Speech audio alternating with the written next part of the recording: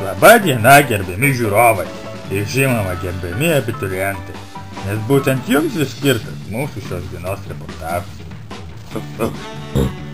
Mes gavome nemažai laiškų, kur jūs prašote patarimų, kur stoti pabaigus mokyklą ir svarbiausia, kaip įstoti į norimą specialybę.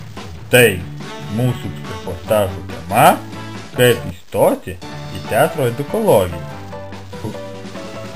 Tam, kad tai išsiaiškinti, mes nukeliavome į Vilniaus pedagoginį universitetą ir pasikalbėjome su teatro edukologijos studentais ir dėstytojais.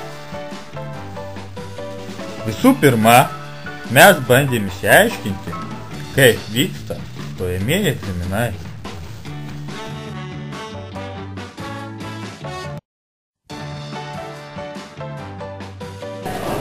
Visi susirinkom prie 241 auditorijos. Ilgai teko palaukti. Ateinu, patalpą ir vis tiek žmonės jaunimas, kojos greba.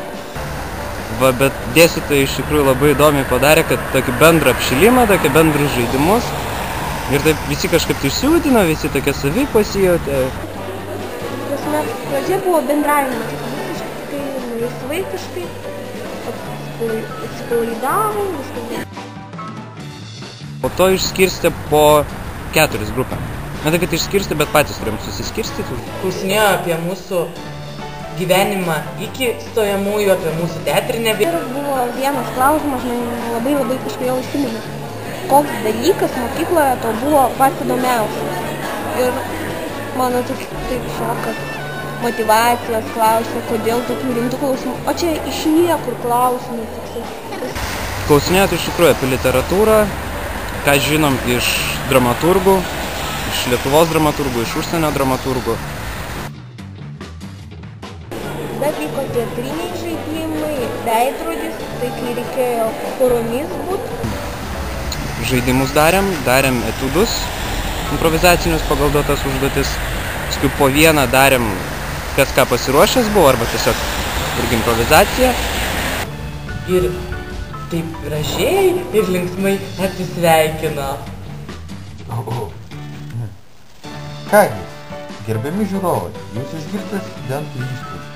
O dabar mes pereinam prie tikros stojimų egzaminų į teatro edukologiją sistemos, kurią mums pristatys Vilniaus pedagoginio universiteto sceninio judesio dėstytojas Ieva Šimkauskė. Sistema stojimų yra tokia, jog stojama į balą 80% sudaro stojamasis egzaminas. Reiškia, mokiniai atėję pas mus į egzaminą turi būti pasiruošę suvaidinti etiudą, padainuoti dainą, išmokti eilėraštį.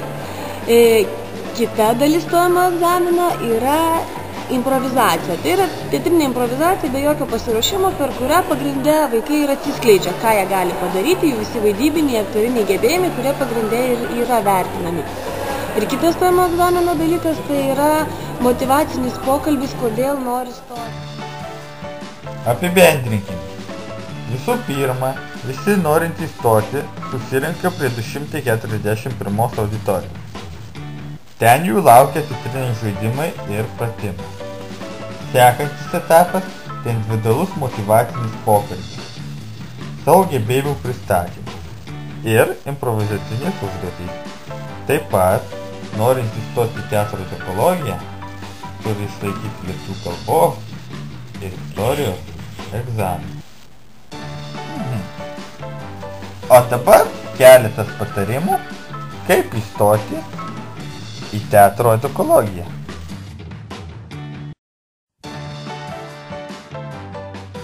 Ką aš galiu patarti stojantiesiems? Nebijoti, būti savimi,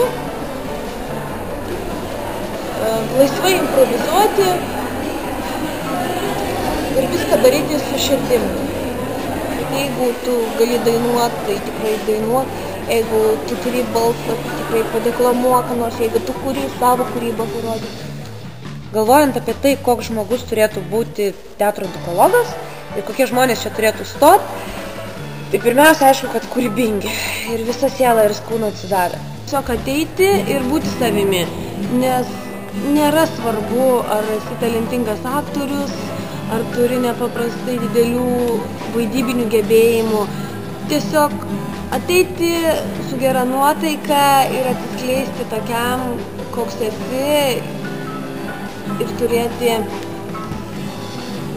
nežinau ką, turėti tiesiog būti savimi ir nes labai svarbu tam teatro edukologui būti žmogumi, geru žmogumi ir, aišku, geras žmogus ne profesija, bet, žodžiu, jeigu norit, tai ateikit.